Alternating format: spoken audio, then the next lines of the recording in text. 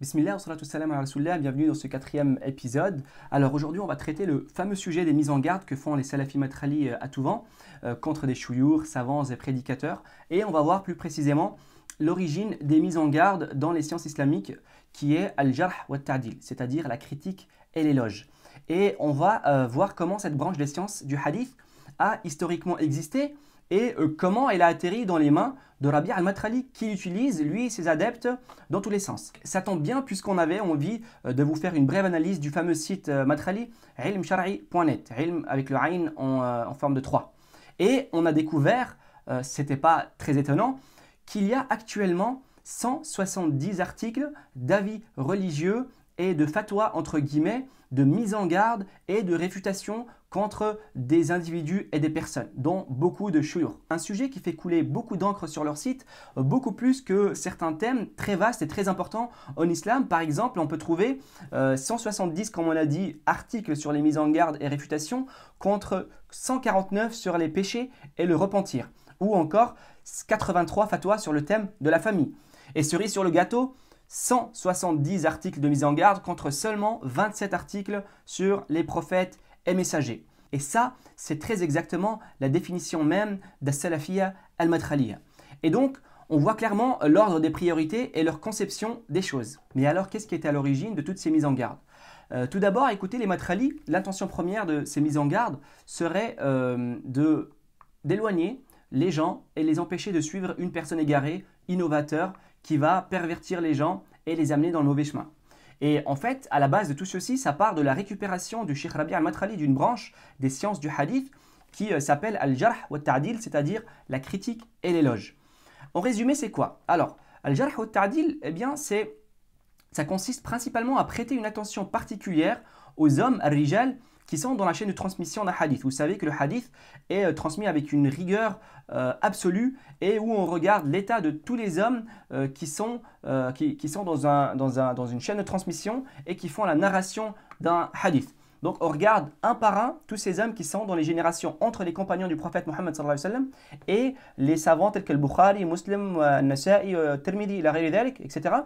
On regarde vraiment tous ces hommes-là un par un pour voir si justement ils sont dignes de confiance et est-ce qu'on peut prendre le hadith de leur part. Et donc là, les savants, ils ont mis des règles très strictes et parmi ces règles-là, il y a justement al-jarh wa ta'dil. Alors, at-ta'dil, c'est par exemple lorsqu'une personne dans cette chaîne de transmission, elle est véridique. Elle est véridique, pieuse, sans innovation religieuse, une bid'a, et avec une bonne mémoire. Là, les spécialistes du hadith vont faire l'éloge de cette personne. Donc l'éloge, il devient adl, cette personne.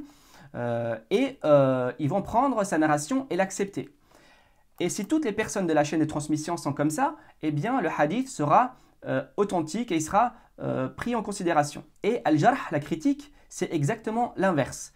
Par exemple, lorsqu'une personne est connue disant pour le mensonge ou l'innovation religieuse, al-bid'a, là la personne est critiquée et on va considérer cette personne comme étant non digne de confiance et le hadith venant de sa part sera irrécevable.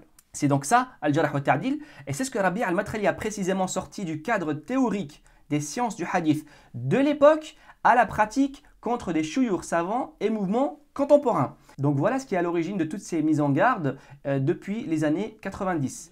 Et à la base, al-jarh wa ta'dil, ça répondait à un besoin dans les premières générations de l'islam et il était pratiqué par certains grands savants de l'époque pour préserver la sunna prophétique et donc la religion musulmane dans une période de l'histoire où beaucoup de personnes inventaient des hadiths et il y avait aussi les firaq, les groupes comme al-Khawarij, al-Murji'a, al-Mu'tazila, etc., etc.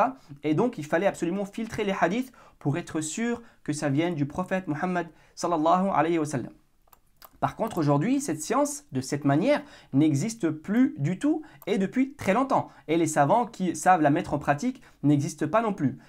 Et ça, c'est l'avis de tout le monde et notamment de Cheikh Salih Al-Fawzan que je vous laisse en lien ici-bas. Donc Cheikh Salih Al-Fawzan ici, qui est une référence chez une grande partie des matralis, dit clairement que les savants de cette science n'existent plus et qu'ils sont tous décédés et qu'en plus cette science ne doit pas sortir du cadre des sciences du hadith, c'est-à-dire qu'elle ne doit pas être utilisée pour mettre en garde contre des gens aujourd'hui.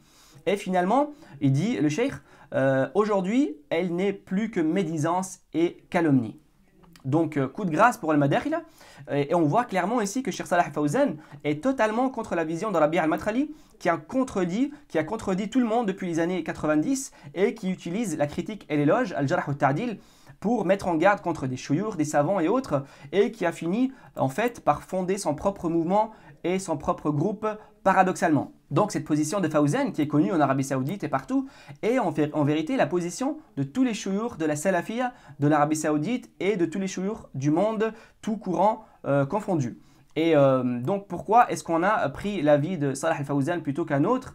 Eh bien parce que justement Salah al-Fawzan il est souvent cité comme étant une référence chez les Madkhali, et ils vont jouer avec ces avis, c'est-à-dire qu'ils vont vous prendre des avis qui les arrangent, les traduire et les partager, mais quand ils ont, ces savants-là, des avis qui ne les arrangent pas, eh bien ils ne les mettent pas en avant. Pourtant elles existent en ligne, on peut les trouver, mais ils ne les mettent pas en avant et ne les traduisent pas et ne les mettront pas comme sur des sites comme Ilm Shar'i, Salafi du Nord ou autres sites de Salafiyya al-Madkhaliya. Et c'est la même technique qu'ils vont utiliser avec justement Cheikh Ibn Baz, Cheikh Ibn Uthaymin, Cheikh Al-Albani, etc. Qui n'ont rien à voir avec ce mouvement et cette approche et cette vision de voir les choses, et c'est ce qu'on verra au fil des épisodes. Parce qu'en vérité, les Madkhali n'ont pas de grands savants avec eux. Qu'est-ce qu'ils ont? Ils ont certains chouyours et prédicateurs qui ont certains postes dans certaines mosquées, qui sont enseignants quelque part, mais ils n'ont pas de grands savants. Alors cette technique les permet de mettre en avant certains chouyours qui certes ne sont pas comme eux à 100%, mais histoire de montrer qu'ils ont tout ce monde avec eux et toute cette crédibilité scientifique. Ce qui est important, c'est que aujourd'hui, la critique et l'éloge de cette façon-là est, selon tous les chouyours et savants, inexistante, et c'est une science du passé. D'ailleurs, aucun cheikh n'a jamais prétendu être le garant ou être celui qui lève l'étendard de Al-Jarh wa al-Ta'dil, comme ils disent sur Rabi' al-Madkhali, comme ils l'ont surnommé. Ni Ibn Baz, ni Ibn Uthaymin, ni Fawzan, ni Ibn Jibrin, etc. etc. Donc c'est un surnom et c'est un poste qu'on a donné à Rabi' al-Madkhali et que lui aussi s'est autoproclamé. Et aujourd'hui, ceci lui donne un statut assez spécial par rapport aux autres, mais très contesté. Donc là, on s'aperçoit clairement que le mouvement est depuis sa naissance un mouvement à tendance sectaire, puisqu'il contredit déjà toute la mouvance salafie elle-même, alors que dire des autres savants et des autres tendances dans le monde. Et le site ilmshar'i.net, malheureusement, fait partie de ces sites de Madkhali qui brouillent les pistes, qui utilisent et mettent en avant certains grands savants quand ça les arrange et ne traduiront jamais leurs fatwas et leurs avis qui ne les arrangent pas, pourtant qui existent dans les sites officiels, que ce soit de Cheikh Ibn Baz en arabe ou Ibn Uthaymin ou autres, qui ont des sites officiels gérés par des étudiants de l'époque qui sont aujourd'hui devenus des chouyours, gérés par des équipes très sérieuses et qui vont mettre toutes les fatwas de ces chouyours-là. Eh bien, les Madkhali ont cette fâcheuse tendance de ne pas traduire toutes les fatwas et utiliser une autre technique qu'on verra plus tard, de dire ah mais il ne faut pas rentrer dans ces sujets, il faut les laisser aux savants, ou bien le cheikh est revenu sur sa fatwa, il a changé d'avis, des choses comme ça qui sont très manipulatoires pour diriger les gens et la masse vers ce que Al-Saoud, la famille de Saoud, veut et le projet américain pour la région et pour le monde. Et finalement, on vous laisse en lien la vidéo du Cheikh Salah Al-Fawzan ainsi qu'une autre vidéo en bonus de Cheikh Al-Cheikh Abdelaziz Al-Cheikh, qui est le mufti actuel de l'Arabie Saoudite et depuis un bon moment, à qui on pose la question en direct de savoir si on a le droit d'apprendre la science de quelqu'un qui est critiqué, donc qui est victime de ce fameux jarh, la critique, par le Cheikh Rabi' al-Madkhali. Et là, le mufti répond qu'il n'entre pas dans ces histoires de mise en garde et que c'est très souvent issu de la passion et rejette totalement cette vision de Rabi' al-Madkhali. Donc dans les prochains épisodes, on verra ensemble l'événement déclencheur de la première guerre du Golfe et comment les Madkhali ont mis en application la critique et l'éloge chapeautés par les services de renseignement saoudiens et jusqu'à faire émerger un mouvement au-dessus des autres pour garder le contrôle de l'État saoudien. Rendez-vous au prochain épisode et à très bientôt, Inch'Allah.